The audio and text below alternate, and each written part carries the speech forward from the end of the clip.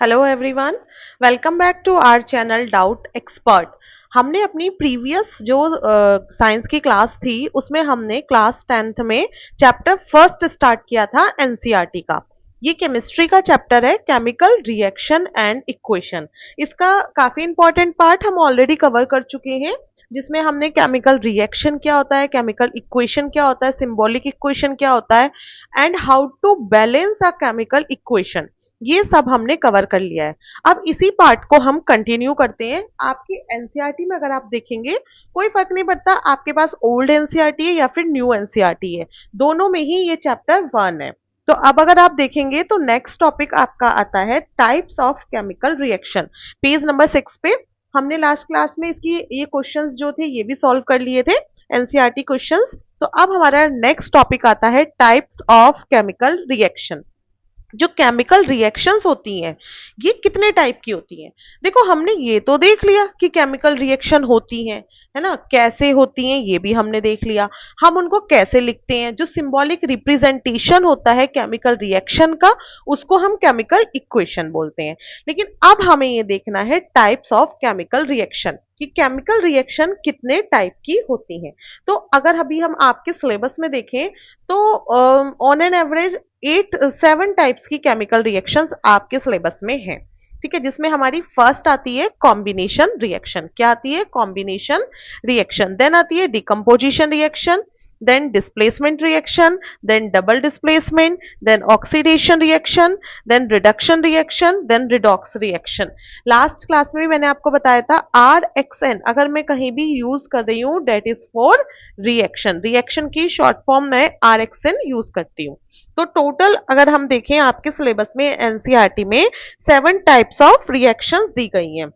अगर फर्स्ट आपकी रिएक्शन है कॉम्बिनेशन रिएक्शन, अब हम अपनी अपकमिंग क्लासेस में 1 बाय 1 हर रिएक्शन को डिटेल में स्टडी करेंगे, बिकॉज कई बार आपसे क्वेश्चन पूछ लिया जाता है describe combination reaction with examples, और कई बार आपसे क्वेश्चन पूछ लिया जाता है सीबीएसई में कि how many types of chemical reaction and describe any 2 of them. अगर आपसे नाम नहीं मेंशन किया और बोल दिया एनी 2 ऑफ देम, तो आप अपनी चॉइस से जो भी आपको अच्छे से आती हैं विद एग्जांपल्स उसको आप डिस्क्राइब कर सकते हैं। इसके लिए हमें समझना जरूरी है कि हर रिएक्शन को हम समझे, बिकॉज ये बहुत ज्यादा इंपॉर्टेंट पार्ट है इस चैप्टर का। बैलेंसिंग करने के बाद ये सबसे ज्यादा इंपॉर्टेंट पार्ट है, और जिन बच्चों ने अभी तक प्रीवियस क्लास नहीं देखी है वो जाके देख लें, बिकॉज आप सीक्वेंस में पढ़ेंगे तभी आपको क्लियर रहेगा। तो अब हम पहली हमारी रिएक्शन है कॉम्बिनेशन रिएक्शन। तो आज हम पढ़ेंगे combination reaction and decomposition reaction. आज की क्लास में हम 2 रिएक्शन को कवर करेंगे, कॉम्बिनेशन एंड डिकम्पोजिशन रिएक्शन। तो कॉम्बिनेशन रिएक्शंस क्या होती हैं? द रिएक्शन इन विच 2 और more substance combines together to form a new या फिर सिंगल सब्सटेंस। 2 या 2 से ज्यादा सब्सटेंस मिलके जब एक सिंगल सब्सटेंस बनाते हैं तो उसको हम क्या बोलते हैं? Combination reaction.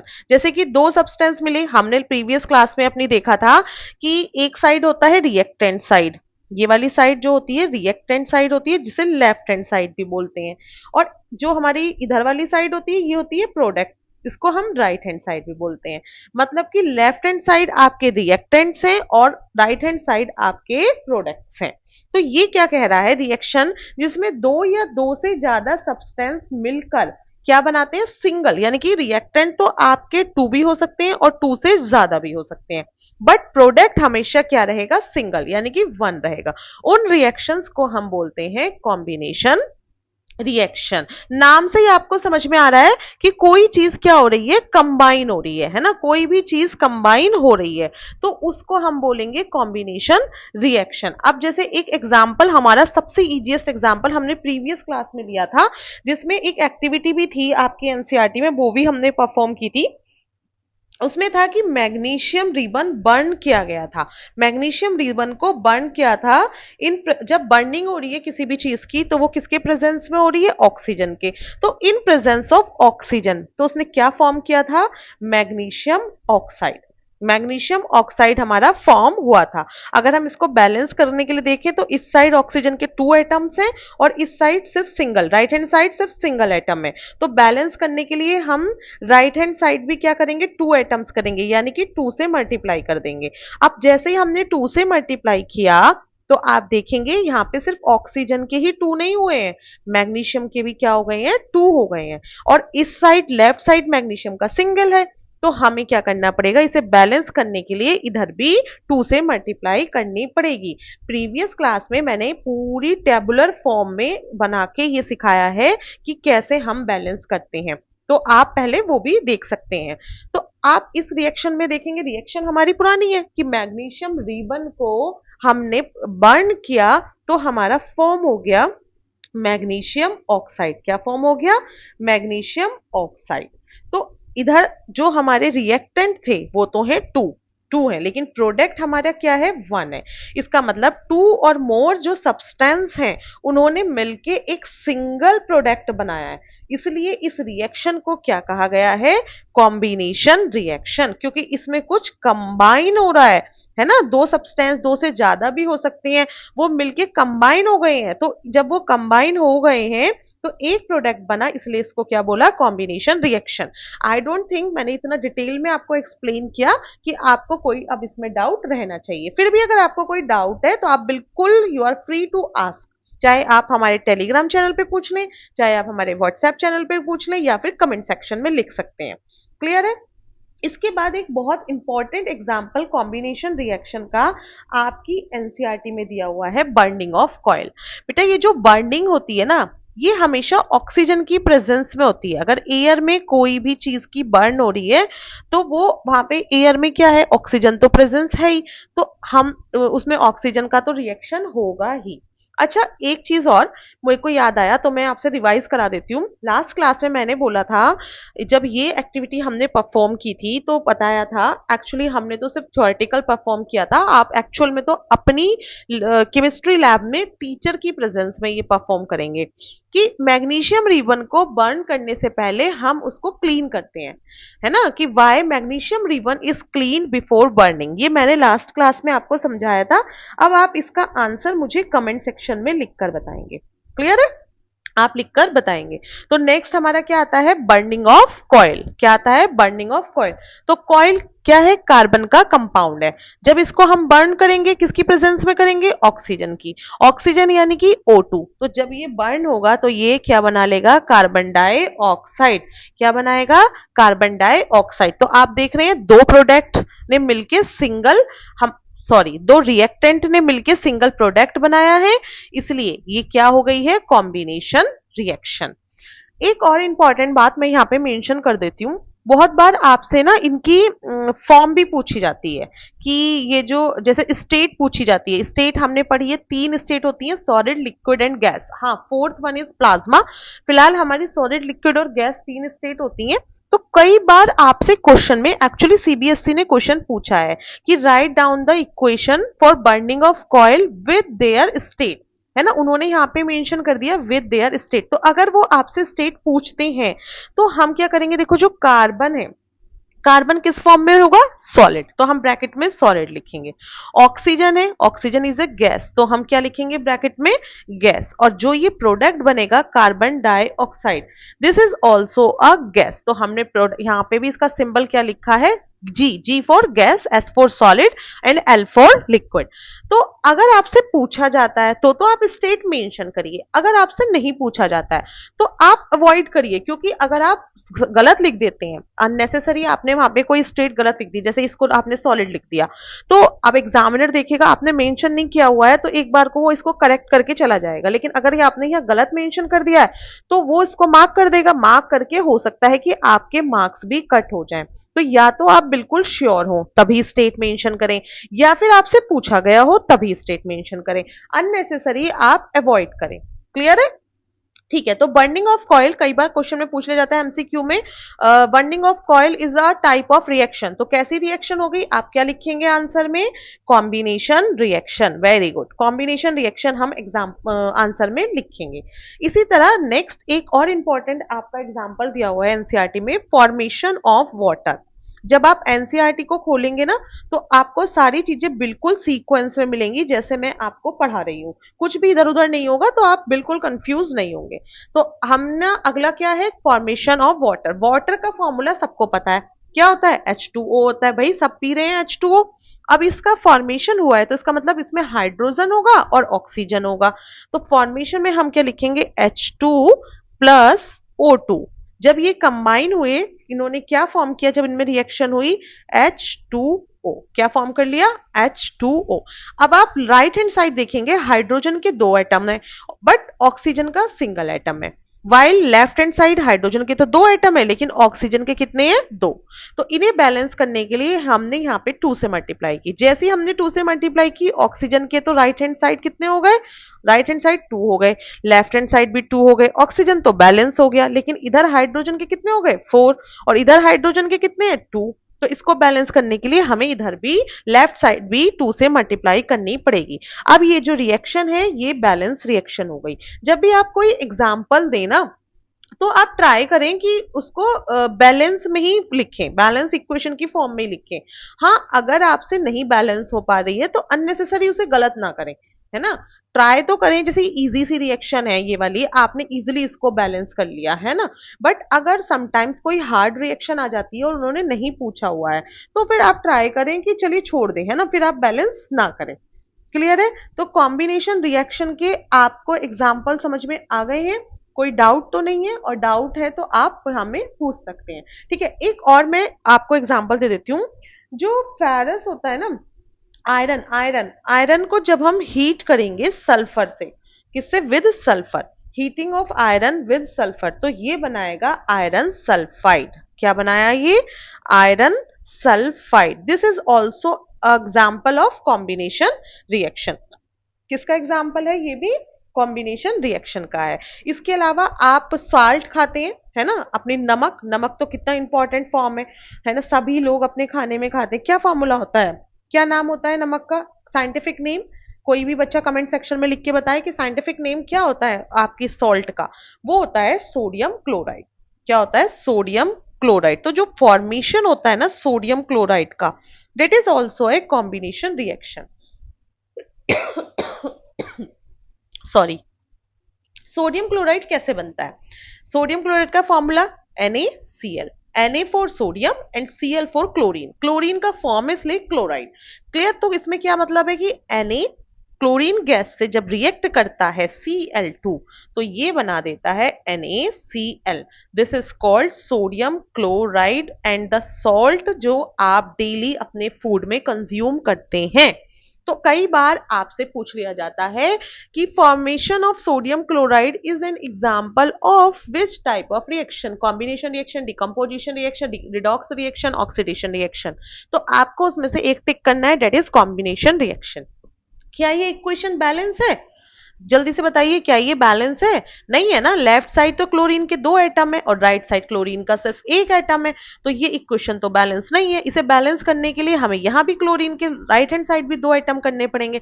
जैसे राइट हैंड साइड क्लोरीन के 2 एटम किए वैसे सोडियम के भी 2 हो गए, बट इधर सिंगल है तो इधर भी हमें 2 से मल्टीप्लाई करनी पड़ेगी। तो 2Na plus Cl2 will give 2NaCl. This is the balanced chemical equation for formation of sodium chloride. Clear.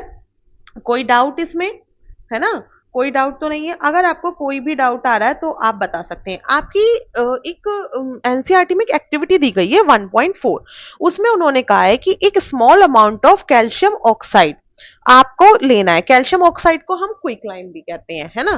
Calcium oxide का आपको स्मॉल अमाउंट लेना है और उसमें धीरे धीरे पानी को ऐड करना है उस बीकर में।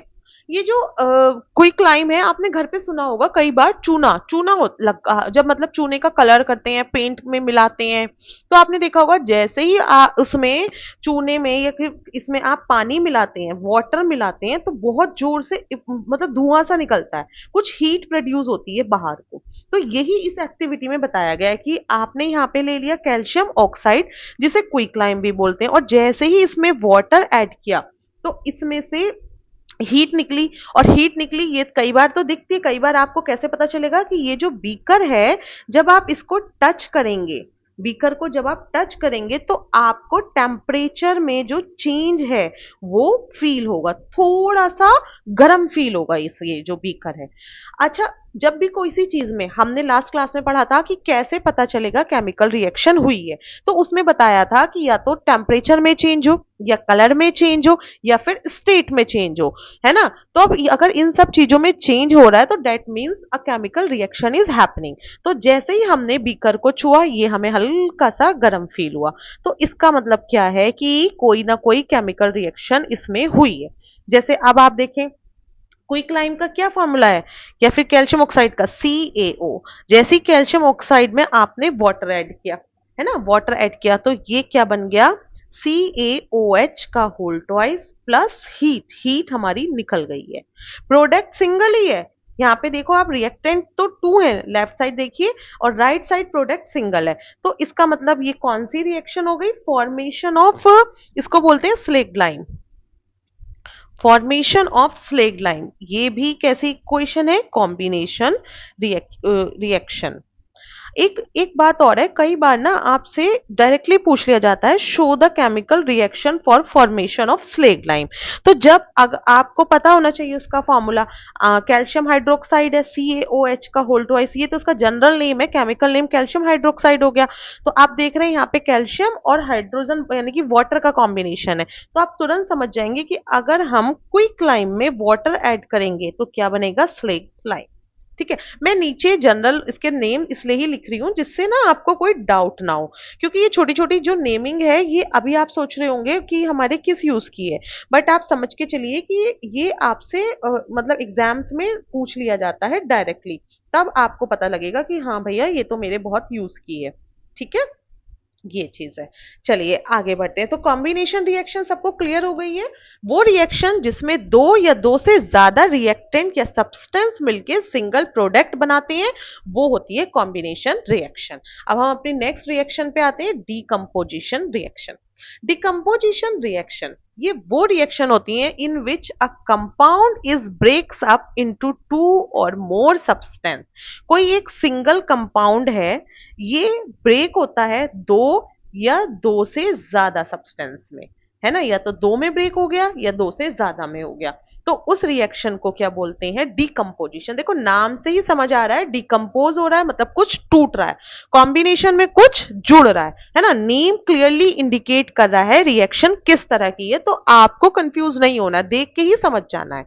अब अगर हम बात करें, जब डिकम्पोजिशन हो रहा है, कोई चीज टूट रही है, तो ऐसे तो नहीं टूटेगी। अभी आप एक पत्थर ले लीजिए, क्या वो पत्थर ऐसे ही टूट जाएगा, अनटिल और अनलेस आप उस पर कोई फोर्स ना लगाएं, कोई उसे एनर्जी ना प्रोवाइड करें। अब ये कोई पत्थर रखा है, आप इस पे हैमर से मारेंगे, हैमर से मारेंगे तो ये क्या हो जाएगा, टूट जाएगा, है ना।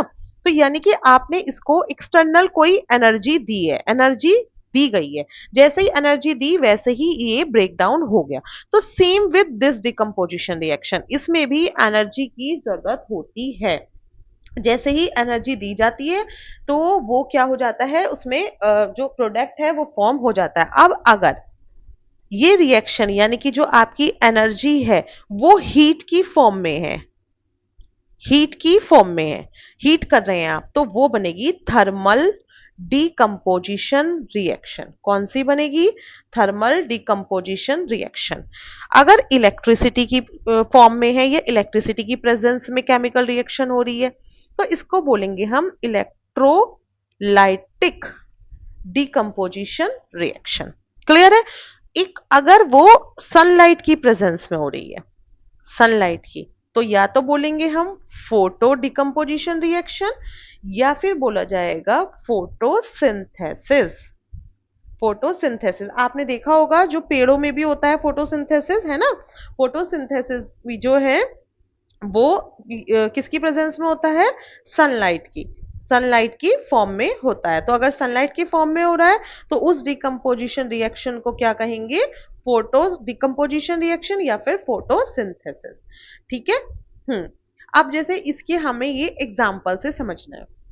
किससे समझना है?